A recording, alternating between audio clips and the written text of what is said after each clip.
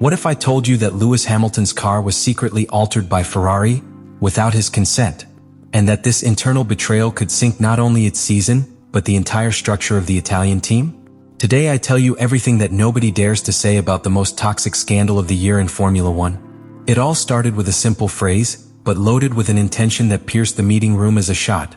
Do you want 2 cars or just one? Lewis Hamilton was not talking about strategy or numbers, not even his own performance. I was questioning Ferrari's very structure.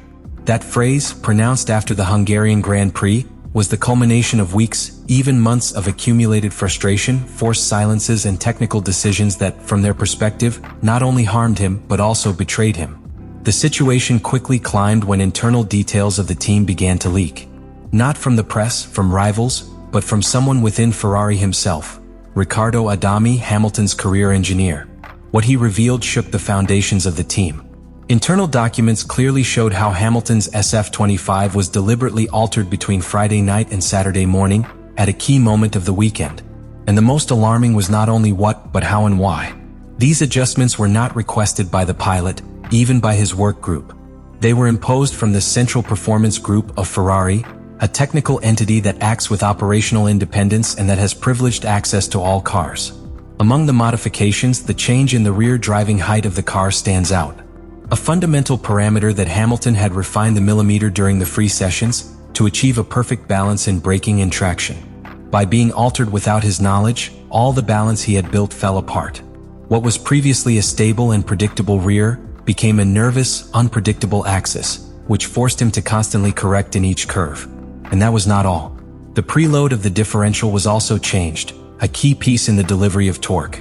The result was an erratic behavior just at the time Hamilton began to release the brake to take the curve, breaking the traction when more stability was needed. But the toughest blow did not come from the technical aspect, but from the contrast with his teammate. While Hamilton's car was intervened without explanation, Charles Leclerc's car remained intact. Not only retained its original configuration, but followed to the letter the personal indications of the Monegasco pilot. It was impossible not to notice the double standard. Why was one granted total control and the other was withdrawn without prior notice? Why 2 pilots of the same team, supposedly with equal conditions, received such a radically different treatment? In this context, the Netherlands GP does not appear as a simple career of the calendar, but as a critical point where not only the immediate future of the Hamilton-Ferrari project will be defined, but the integrity of the sports structure of the Cavallino. And meanwhile, in Maranello, silence weighs more than any official statement. One thing is that a car does not give up. Another, very different, is that it is actively manipulated so that it does not give up. That is the line that Ferrari has crossed. And he has done so systematically, not accidental. Hamilton's SF25 intervention was not a technical error or a bad strategic decision of the last minute. It was a coordinated, premeditated and executed action from the highest levels of the technical department of the team, specifically by the so-called Central Performance Group, an internal unit with sufficient autonomy to pass over the criteria of the pilot himself and his career engineer. This group does not respond directly to the box's wall or the decisions of the track team.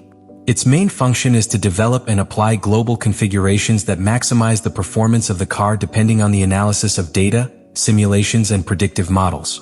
But in this case, that autonomy has been misused. It was not a balance correction based on changing weather conditions, or an optimization to adapt to the characteristics of the circuit. The modifications made to the Hamilton car were against the pilot's direct instructions. They increased the risk, reduced trust and completely altered the car's behavior just before the classification. The decision was even more disconcerting because of the fact that it was not applied to the Leclerc car. There is the real conflict. In modern Formula One, where every millimeter of configuration can make the difference between a pole and an elimination in Q2, this type of technical inequality can only have 2 interpretations. Or Ferrari is divided into internal factions that operate with separate agendas, or there is a deliberate attempt to benefit a pilot above the other. And this is where the scale conflict. Because this situation is no longer just a technical issue. It is a political issue. Is Ferrari really committed to a project of 2 pilots?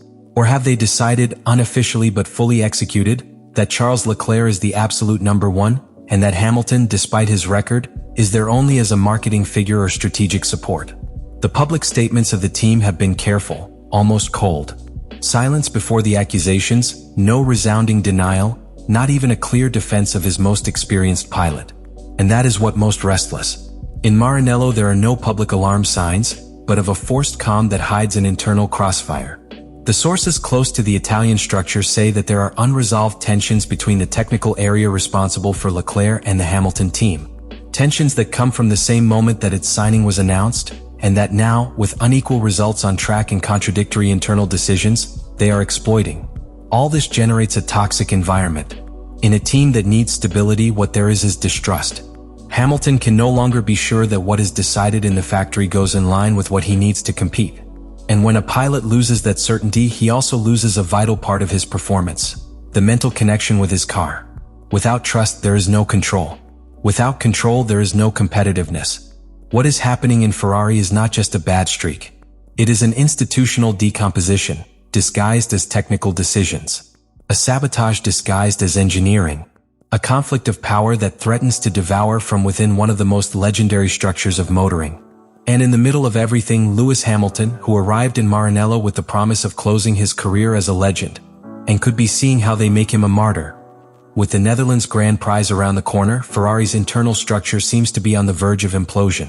We are not talking about simple, poorly executed technical adjustments or career strategy errors. We are facing a leadership, trust, and above all, identity crisis. What in theory should be a positive turning point, the arrival of one of the most laureate pilots in history to the most iconic team of Formula One, has become a silent war between departments, engineers, work philosophies, and personal egos. This scenario is particularly alarming because the calendar does not give truce. Zandvoort, a technical, narrow circuit and with constant changes of rhythm, demands a perfectly balanced car and a pilot-to-cockpit communication without fissures. But Hamilton reaches this crucial appointment with a moral touch, a deteriorated confidence, and the feeling that more than what happens in their own garage should be taken from what Red Bull, McLaren, or Mercedes. Under these conditions, even a good classification could be compromised by a bad call or a malicious equipment order. The Netherlands GP will not simply be one more race. It will be the public trial of the real state of Ferrari. What happens in Zandvoort could mark the beginning of a recovery, if the team decides to close ranks and restructure its approach, or could confirm that the project is convicted from the inside, corroded by a culture of favoritism and distrust. The F1 world will be observing every detail. And what is at stake is not only the result of a grand prize, but the legitimacy of a team that still intends to be worthy of the legacy it represents. Zandvoort will be the first opportunity to demonstrate if Ferrari can take that step. Not with words, but with facts. If Hamilton's car works under parameters that he controls, if internal communication improves, if strategies are executed without bias, and if the tensions give in favor of a common goal, then the current chaos can be transformed into the starting point of a new era. But if nothing changes, if the patterns are repeated, if the team continues to walk divided towards every race weekend, then the collapse will be inevitable. And that collapse will not only affect the 2025 season. It will compromise the legacy that Ferrari tries to reconstruct for more than a decade. Will compromise the credibility of its current management. And quite possibly, the door will open to drastic changes in the alignment, in the technical dome, and perhaps in the future of Hamilton inside the team. Ferrari is facing a historical bifurcation. You can continue to fall victim of your own institutional pride, or you can make the most difficult in this sport. Accept your mistakes, break your internal inertia, and rebuild as the team that aspires to be. We will know very soon. Because in Formula One, mirages last little. And the truth, sooner or later, is always imposed. And now the inevitable question is for you. Do you think Ferrari has crossed an ethical line when Lewis Hamilton's car intervened without his consent? Are we seeing a simple internal disorganization or a clear case of sabotage disguised as technical decisions? Because what happens within a team like Ferrari not only affects the struggle for the championship, it also redefines the very concept of equity in elite motor racing. In addition, if you are interested that we enter greater depth on the technical aspects of this story, such as the specific alterations of the Hamilton setup, the filtered telemetric data, the comparative analysis with the Leclerc car, or even the psychological impact of competing against your own team, tell me. We can make a video dedicated exclusively to that, with detailed graphics, real examples, and data reconstructions to understand how small decisions can destroy races. Without you have not been signed. So if you have not yet done so, consider subscribing and activate the notification bell. Leave me in the comments you thought.